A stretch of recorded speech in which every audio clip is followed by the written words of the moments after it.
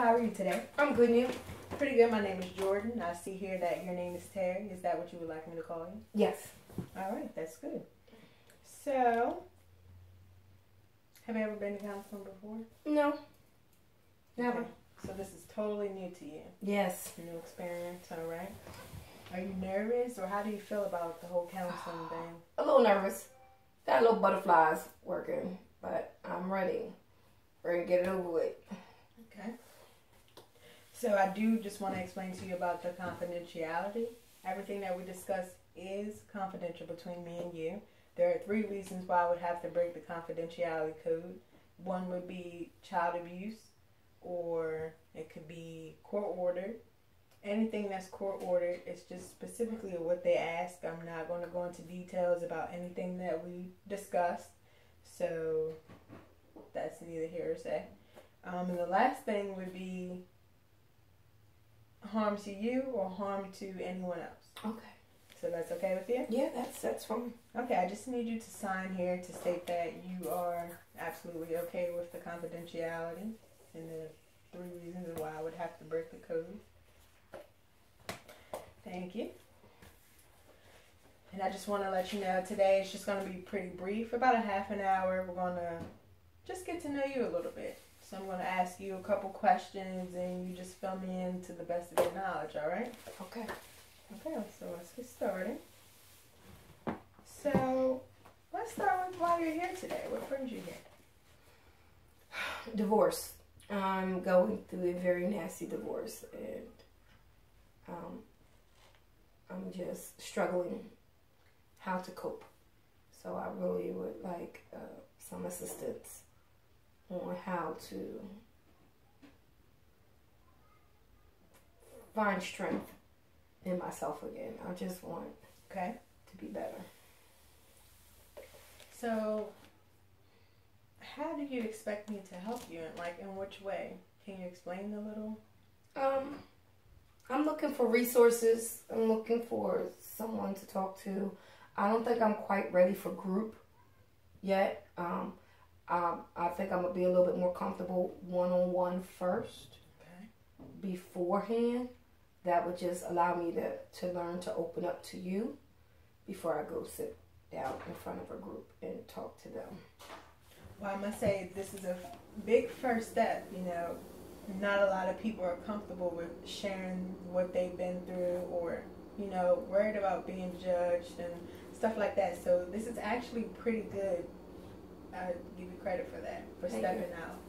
Thank you. Yeah. Okay, so you said that you were stressed. Was that due to the divorce?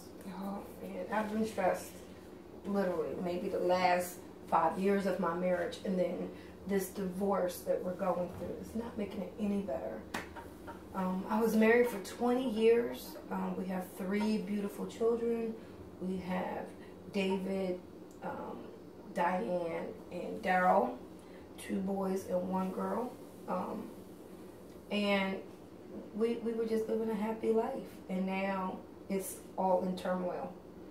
He has stepped out on the relationship and had a child with someone else, which put a lot of strain on me and on our relationship. And then it got to the point where we just wasn't cordial anymore. We became bitter and angry towards each other because he was mad at me because I was mad at him. And it was like, how could you be mad at me when you cheated on me? I didn't cheat on you. You know? And he was like, it was a mistake. Him saying sorry, that should have been the end of it. And I beg to differ. Okay. It can't be the end. You have a child. You can't. Maybe I would have got over the fact that you were deceitful and cheated on me. But the fact that you have a living human being is, I can't come back from that. I can't. And it's a lot. And then now we're going through the process of divorce, and he wants to take this, you know, to accommodate him and his other chick. You're not taking nothing that I invested in. Okay. Everything is here is mine, and I'm comfortable with it, and we're going to leave it at that. Okay, so you're hurt because he had another child more than him stepping out. Absolutely. Do you feel as though the other child has affected any of your children? I'm sure. Have they met the other child yet? Not here. Not on my watch. I know the child didn't ask to be here. I know that it's not the child's fault, but the mother knew. She knew he was married and had children, and that's the part that just gets me, where it's women on the outside who look at a man and say, oh, he look like he happy, and I want him for myself so he can make me happy. So to me, you didn't care about my kid, so I don't care about yours. Okay. So I want to talk about your childhood for a second. Can you tell me about that? Well, I am the oldest of two. Well, we were raised in a single parent home. My father left when I was 6 months. I know who he is. He lives around the corner from my grandmother. I've met him on numerous occasions, but we don't have a relationship. We don't have that right now. We have a, hey, how you doing type thing. And I mean, I don't know what he's expecting, anything other than, you don't know me. And I don't know you, so let's keep it at that. Okay. You know, so it was just my mom, my brother, and myself. At some point in my life, I lived with my grandmother, so she raised me, but it was just us. Do you feel as though the absence of your father had any effect on your life at all? Absolutely. Oh, absolutely. Because I didn't want to raise my children in a single parent home. I did everything. I bent over backwards. I stretched myself to the limit to make everything work. Okay. You know, and in the early stages of our marriage, we were great. We were happy. You know, we had the same goals. We wanted the same thing in life. Everything was great. And then you figure halfway into our marriage, things got a little rocky. But you know, there's nothing perfect. So you make it happen. You make it work. And now I'm looking like I'm starting to question a lot of things in our marriage. Like when you tell me that you're working late, are you working late or are you just working late? Okay. You know, and that just makes me just think like that. Because I mean, as I talk to my mom, I'm older now, so I talk to my mom about my dad. Like, what made y'all do this? And she said the same thing. Like, he wasn't, but 6 months? Like, you was only there for 6 months? Like, daggone. Are you serious? So, I mean, that's a tender spot to me, because it was like, I just said, I'm not going to be like you. I'm not going to raise my kids like you raised your kids on one person, one income, and you struggle. I'm not doing that. So I did everything I could, and then now I look at me as, I feel as though I'm a failure because I didn't complete that. Well, you're not a failure. I definitely commend you for your efforts of not having your children being raised the same way you were. That's good. That's the start of positive. Thank you. Now, I just would like if you were just elaborate a little on work late when you were referring to your husband. Oh, because that was the thing. He ain't come straight home because he had to work late. He worked late a lot of times, and it was like, you know, well, what are you doing? Because I didn't see any extra money being brought in the house. Okay. So me, now that all of this other stuff is coming out, his working late was his infidelities. So you believe that? I believe that. When he would tell you that he was working late, you would think that he was out actually working. But something. Now I think that he was out there working somebody. Okay. Can you explain to me the relationships of your mother and your brother? What are your relationships with them like? Oh, well, my brother, like I said, he's 8 years younger than me.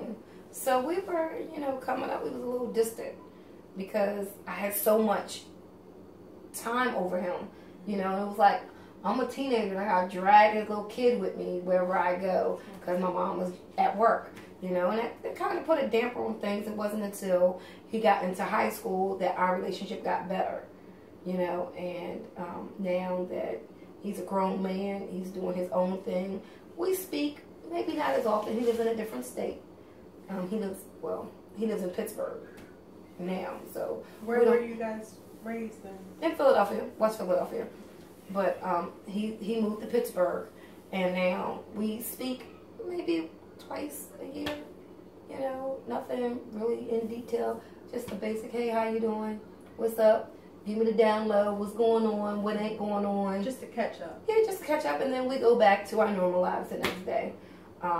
He might come visit once every 3-4 years. Okay. He doesn't come down here often. And the relationship with my mother is strained. We're not close at all, you know. Coming up, it was really hard because she's a single parent, and we back and forth of, you know, fighting over what's right and what's wrong and all of that good stuff. But I waited. I was like, I can't wait until I get older so I can have a banging relationship with my mom. I just thought if I got older and we wasn't fighting over me, excuse me, if we wasn't fighting over me, then we could possibly have a really good relationship. And we can't. So have you tried to? Numerous times. Okay, and is it on her side that you think it doesn't work? Or? I think it's because my mother, in her eyes, I'm still her child. And she doesn't want to give me recognition for being an adult. That causes a problem to me. Okay. I am too goddamn old for her to come and want to chastise me. You know what I mean? I'm like, it doesn't work like that. You need to respect me as an adult and stop treating me as a child. Excuse me. Okay, so to my understanding, you and your mother, you guys don't have the best relationship. No. You wish for it to have been better, but as you tried numerous times, it just hadn't worked. But you and your brother, you guys speak from time to time, and he comes to visit from Pittsburgh, right? Yes. About 3 or 4 times. I mean, about every 3 or 4 years. Yes. Okay, so not to go back, but I just want to compare the relationship now between the two from how it was back then. Like, describe your home life as a child. Stress, you know. What caused the stress? My mom, me, the wind, the sun, the rain, whatever. My mother, she's a workaholic. My mother worked 24 hours a day, 7 days a week. And leaving me home to raise her son, which took my childhood away. And then when I wanted to, you know, do things, I couldn't. I wasn't allowed. And at some point she was physical, and it was just like, I can't even be a kid. I'm going to always be a grown-up. And it's hard not ever being that kid. Right. And it's like, really? And then when she had to parent, she would do it so vague. It was just like, oh, so you need some shoes? I had 2 pairs of shoes all the way through high school. A pair of flat shoes and a pair of sneakers. For 4 years, though. I'm sorry that you had to go through that. 4 years, but my brother got a new pair of sneakers every 2 weeks because he had big feet. So you forgot. I wasn't trying to hear that. I wasn't trying to hear that. So, do you feel as though you were treated unfairly as a child? I do. It was like, she only liked me enough to watch her kid, and anything else, I was bad at it. I wasn't a good kid. I did the normal kid stuff. I lied. I was sneaky. I had to be. Because I couldn't do anything. Okay. I couldn't see my friends. I couldn't go anywhere. I couldn't do anything. I'm like, so where's my childhood at? Right. At a young age, did you have to start working because of it? I started working at the age of 14. I worked because I got tired of wearing thrift store clothing. And that's pretty much it. And then, even then, I would go to work and she would take my paychecks. And then she was like, at 14, oh, you paying rent. You got a job, then you could pay rent. And I was like, really? Which then led me to, even with a job, I would steal. I would go and steal stuff just so I could have clothes. Because she would take your checks, right? Right. Okay. So where does that leave your occupation now? Oh, well now, after high school, I went to college. I worked to go and pay for my own college because my mother wouldn't pay for it. I now have a master's degree and I have a wonderful job. I've been at this last job for 4 years. I'm a psychologist and I love it. I love it. My kids don't have to suffer. I don't have to buy clothes from the thrift store. I don't have to have them wear one pair of shoes. I don't have to have them do that. And that means a lot to me. Well, I'm glad that you have found something to fulfill you. Something that makes you happy other than what you have going on at home as far as the divorce and stuff. So I'm happy that you reached such a high level of education. That's very important. Very important. Oh, yeah.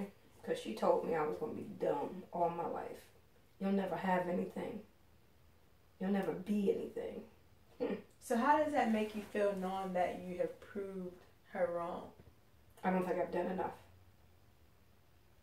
What's enough to you? There's no limit on enough. Because in her eyes, I'm still not going to have.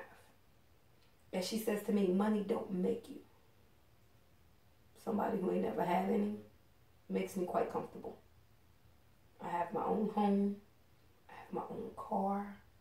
And I did it all with her negativity. No help from her.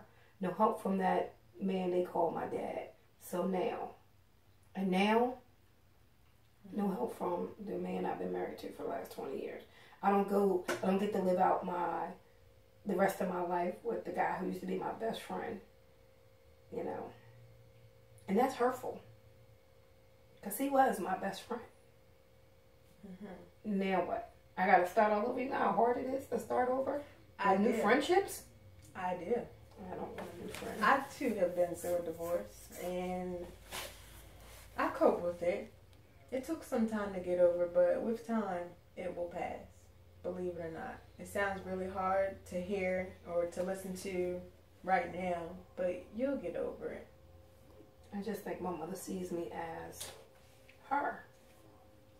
You're no better than I was. You got a divorce too. And you now have to raise your kids in a single parent home. You're right, I do. But my single parent home and your single parent home, it's in 2 different worlds. I don't live on the same block as you. And sometimes I just want to go and scream it in her face that, look what I got and you don't. Just to make me feel better. But I don't. Because I know that ain't cool. So, it's like, it's whatever. It's so whatever.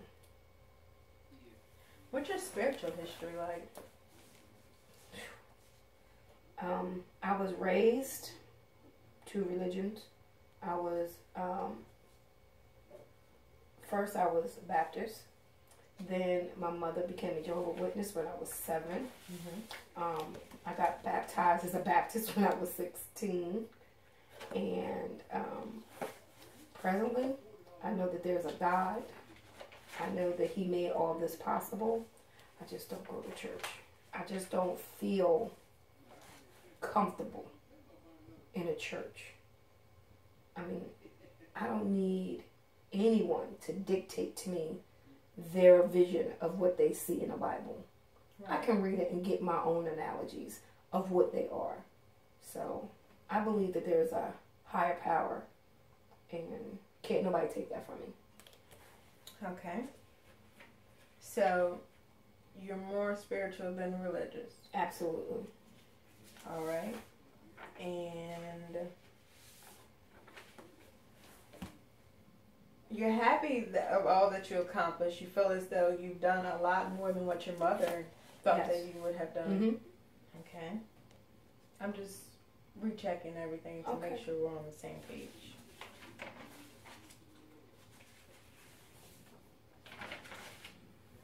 And the relationships with them, they're cordial. Them meaning your brother and your mother. Yes. I mean, I there are times when I'm angry with her because she plays down a lot of stuff that we went through. Mm-hmm. So that makes me mad.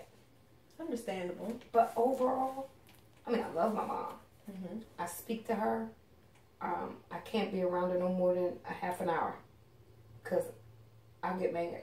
Irritation. Right, and I don't want to say nothing. I don't want to hurt her feelings. But she has hurt you in the past. Right, but two wrongs don't make a right. Okay. So. Well, that's very mature of you. Today it is.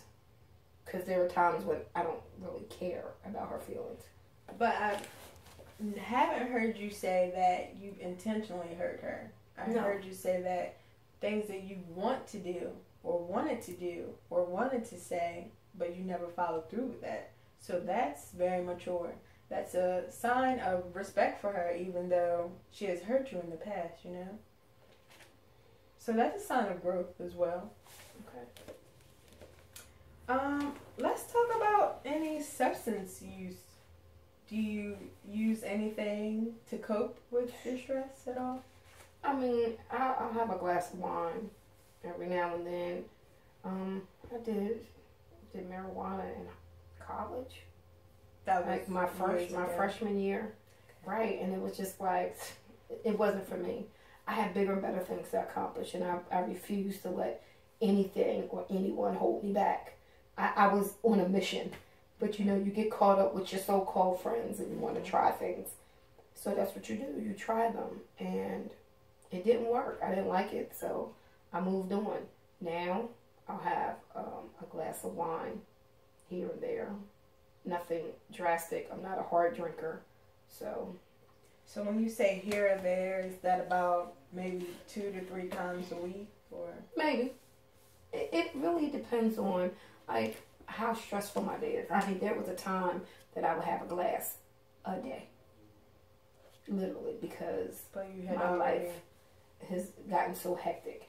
But I took that back. You know, I was like, that's good. I don't like to have anything hinder me. That's not my personality. So I just cut it back, and you know, I said, instead of drinking wine, how about I go and do Zumba or yoga? I picked up an exercise class here and there. Okay, something else to take my mind off of what's going on at home. Thank God my children are old enough to be. Does that relieve stress? It does. Sometimes not all the time. I mean, there are times when there's stressors that I can't reach. That just relaxes me. Okay. And then when I go back home, it's like, it's the same home that we were married in for 20 years. So it's just like a reminder. So, I mean. Okay, so you drink wine from here and there. Mm-hmm. It used to be more frequent than a couple times a week, but you cut that back on your own. Yes. With no kind of treatment, no kind of help. No. That's great. That's good. A lot of people tend to get addicted to drinking, and it becomes hard drinking. Yeah. So I'm glad to know that you lessened that on your own. Yeah. Any strengths or weaknesses that you make? I mean, I have a lot of strengths to me. I'm a perfectionist. I'm a go-getter. I like to do things I've never done before. Okay. And I push that on my kids. My weaknesses is my feelings. I'm an emotional person. So when you say that you love me, I believe it. And I expect for it to be that way. You know, when we got married and you said till death do us part, I ain't dead. So you're more of an action person than words.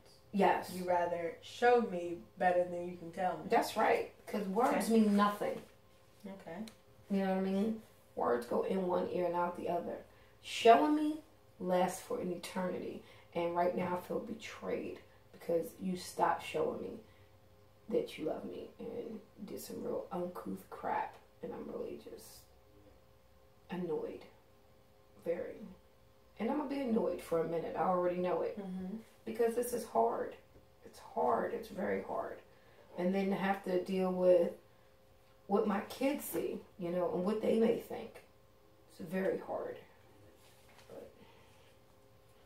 Okay, I just want to say that the session is going really well. We are getting a little close to time, so there's a couple things that I want to ask you briefly that I could just fill in. Okay. Is that okay? That's fine. Do you have any psychological history at all? No, not that I know of. All right. And what's your medical history like? I've had surgery once. One of my sons was born breech, so I had a cesarean. I have high blood pressure. It's hereditary. Any medications are you taking? No, I'm not. I stopped all my medications. I'm not a pill taker. And 4 years ago, I was diagnosed with kidney disease and liver disease. So is that a reason why you had cut back on the wine? Well, that is. They said it wasn't the cause. It just says it's an autoimmune deficiency that I have, and that my body is attacking my body, which the stress that I have on me right now is really not making the situation any better. So that is one of the reasons I cut back of drinking wine. They said, you know, when I talked to my doctor, he said it was okay, just flush.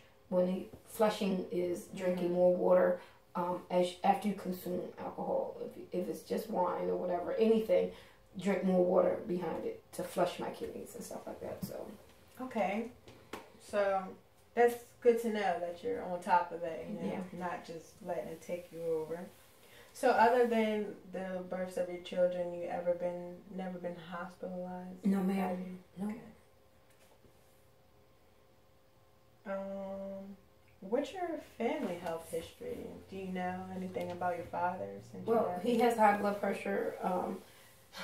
He was an alcoholic. Go figure.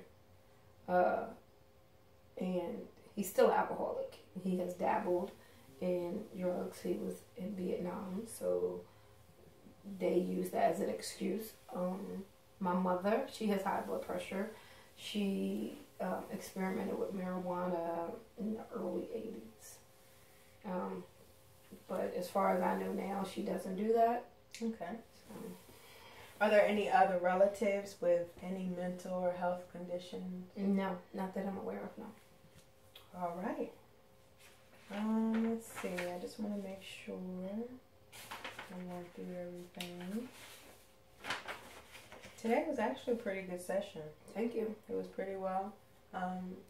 Very excited about what we can do with this or how far we can go.